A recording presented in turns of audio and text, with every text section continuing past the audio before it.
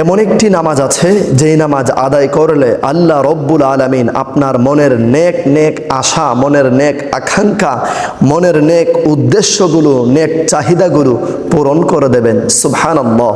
আল্লাহর রাসূল সাল্লাল্লাহু আলাইহি ওয়াসাল্লাম যখন তিনার মন খারাপ থাকতেন এবং যখন তিনি আল্লাহ রব্বুল আলামিনের কাছে কোনো কিছু চাইতেন, তখন আল্লাহর রাসূল সাল্লাল্লাহু আলাইহি ওয়াসাল্লাম এই নামাজ 2 রাকাত অথবা 4 রাকাত তিনি আদায় করতেন এবং সমস্ত সাহাবায়ে কেরামদেরকে এই নিয়মটি শিখিয়েছেন।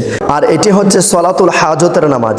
সলাতুল হাজতের নামাজ কিভাবে আদায় করতে হয়, কোন কোন সূরা দিয়ে আদায় করতে হয় এবং নামাজের পর কোন কোন দোয়া পড়ে আল্লাহ রব্বুল আলামিনের কাছে কিভাবে দোয়া করবেন, বিস্তারিত জানতে পারবেন আজকের ছোট্ট একটি ভিডিওর মাধ্যমে। তাই না টেনে সম্পূর্ণ ভিডিওটি দেখতে থাকুন। আসসালামু আলাইকুম ওয়া রাহমাতুল্লাহি ওয়া বারাকাতুহু।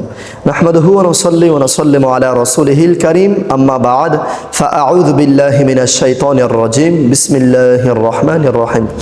সুপ্রিয় দর্শক শ্রোতা মণ্ডলী, আজকের ভিডিও থেকে আমরা জানতে পারবো সঠিকভাবে সহিশুদ্ধভাবে সলাতুল হাজতের নামাজ আদায় করার নিয়ম এবং ফজিলত। সলাতুল হাজতের নামাজের ফজিলত সম্পর্কে রাসূল সাল্লাল্লাহু আলাইহি ওয়াসাল্লাম কি বলেছেন, আসুন আমরা শুনে নেই।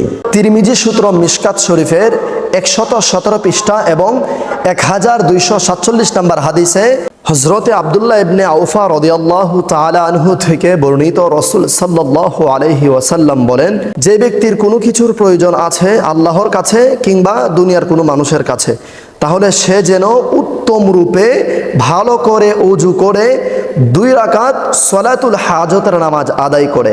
সবার প্রথমে সলাতুল হাজতের নামাজ আদায় করার পর আল্লাহ রব্বুল আলামিনের প্রশংসা করে এবং আল্লাহ রব্বুল আলামিনের কাছে ক্ষমা চায়, তার অতীতের সমস্ত গুনাহের জন্য আল্লাহ রব্বুল আলামিনের কাছে সারেন্ডার করে, আল্লাহ রব্বুল আলামিনের কাছে তাওবা করে এবং এরপর যেন সে তার নিজের মনের নেক আশাগুলো আকাঙ্ক্ষাগুলো আল্লাহ রব্বুল আলামিনের কাছে ফরিয়াদ করে, আল্লাহ রব্বুল আলামিনের কাছে প্রকাশ করে।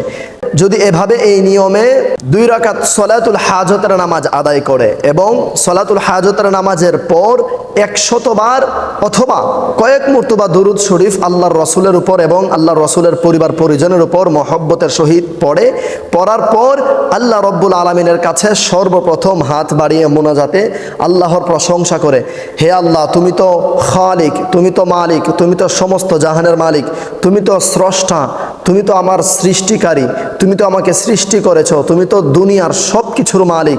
এভাবে আল্লাহ রব্বুল আলামিনের প্রশংসা করে। এরপর আল্লাহ রব্বুল আলামিনের কাছে তার